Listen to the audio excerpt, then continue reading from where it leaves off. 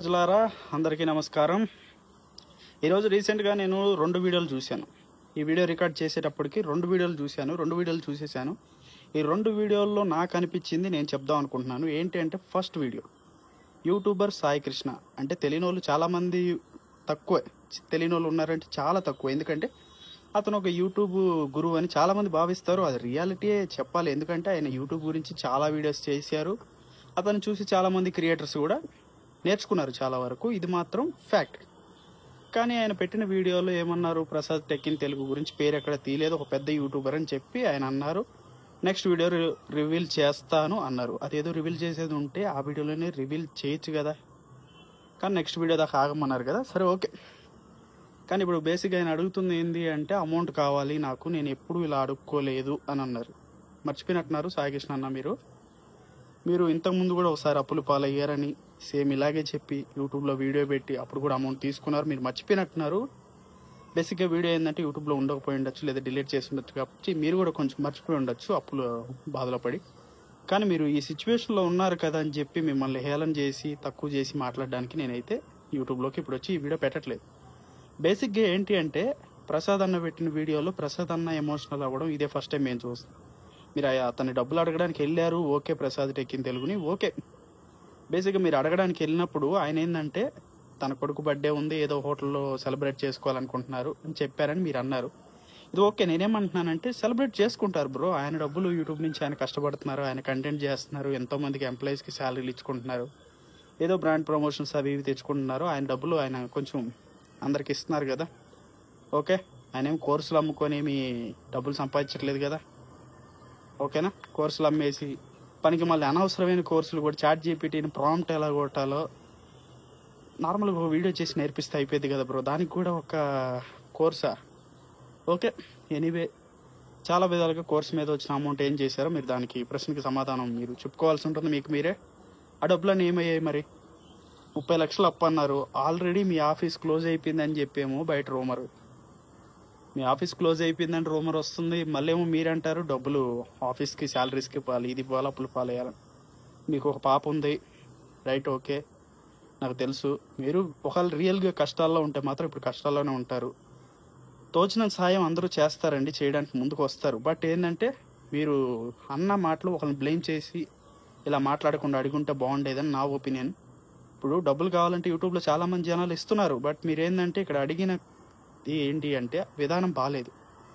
ఒక యూట్యూబర్ దగ్గరికి వెళ్తే ఆయన నన్ను అడుక్కోమన్నారు అని సలహా ఇచ్చారు, ఐడియా ఇచ్చారని అంటున్నారు. సరే, అతనికి ఎన్నో కష్టాలు వచ్చుంటాయి, ఆయనకి కూడా ఆఫీస్ క్లోజ్ చేసే సిచ్యువేషన్స్ వచ్చినప్పుడు మరి ఆయన ఎందుకని ఎప్పుడు ఇట్లా డబ్బులు అడగలేదు జనాల ముందుకు వచ్చి? అది మీరు ఆలోచించుకోవాలి. ఆయన ఎందుకని అడగలేదు ఎప్పుడు? ఆయన రీసెంట్ పెట్టిన వీడియోలో కూడా ఆయన ఏడుస్తున్నారు. నేను ఎప్పుడు అలా అడగాలనుకుంటే 4 crores స్కామ్ అయింది ఆ పేరు వాడుకొని, అలాంటప్పుడు నేను మీకు అదే డబ్బులు నేను యూట్యూబ్లోకి వచ్చి నేను అడగచ్చు కదా అని ఆయన అంటున్నారు.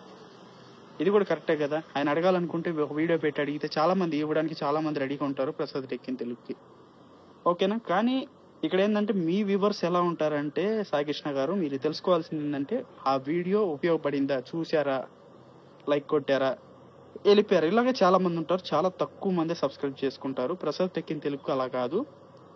ఆ అన్న సబ్స్క్రైబర్స్ బేస్ ఎట్లా ఉంటుందంటే, కంటిన్యూగా చూసే వ్యూవర్స్, కంటిన్యూగా చూసే సబ్స్క్రైబర్స్ కంటిన్యూటీ ఎక్కువ ఉంటుంది, ఓకేనా. అది మీకు లేదు. బట్ మీరు ఇక్కడ తెలుసుకోవాల్సింది ఏంటంటే, మీరు యూట్యూబర్స్కి గురువు అయి ఉండొచ్చు, ఏదైనా అయి ఉండొచ్చు, ఓకే.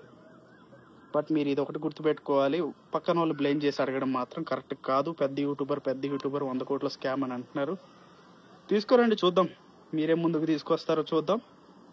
అన్న చెప్పాల్సింది కూడా చెప్తున్నారు. ఆయన చాలా సంవత్సరాల నుంచి కష్టపడుతున్నారు, ఆయన చేయాల్సింది ఆయన చేస్తున్నారు. కాబట్టి చూద్దాం ఏం జరుగుతుందో. మీరు కూడా తీసుకోరండి, బయటికి తీసుకోరండి, చూస్తాం మేము కూడా. మీరు రూమర్స్ వేసేయడం ఈజీయే. ఎవరెవరో యూట్యూబ్లో వీడియోలు చేసేస్తున్నారు కదా, రూమర్స్ వేసేస్తున్నారు. వాళ్ళు కూడా ట్రెండింగ్లోకి వెళ్ళిపోతున్నారు, ట్రెండింగ్ వల్ల ఫేమస్ అయిపోతున్నారు. మనం కూడా ఏదో ఒకటి వేసేద్దామని చెప్పి మీరు ఒక ఎలిగేషన్ వేసేయడం మాత్రం కరెక్ట్ కాదు, ఓకేనా. ప్రసాద్ అన్న ఫీల్ అవుతున్న ఆ వీడియో చూసినప్పుడు మాకైతే చాలా బాధ అనిపించింది. మీకు మాత్రం ఇది ఫస్ట్ టైం కాదు మీరు డబ్బులు అడగడం, యూట్యూబ్లోకి వచ్చేసి లింకులు పెట్టేసి. మరి అప్పుగా అంటున్నారు, అది ఇస్తారో లేదో అప్పుగా వేసే వాళ్ళకే తెలియాలి. సరే, డొనేషన్ అన్నారు. డొనేషన్ అంటే వాళ్ళు తోచేస్తున్నారు అనుకోండి. నేను అంటుంది ఏంటంటే చాలా మంది ఇలా మోసపోవద్దు, యూట్యూబర్లందరికీ ఇది ఒక సరదా అయిపోయింది ఈ మధ్య. ప్రతి ఒక్కరు యూట్యూబ్లో వీడియో పెట్టేయడం, నాకు అదే అయిపోయింది, నాకు ఇది అయిపోయింది అని చెప్పి డబ్బులు అడగడం. ఓకేనా, ఇలాంటివి అయితే ఎంకరేజ్ చేయకండి.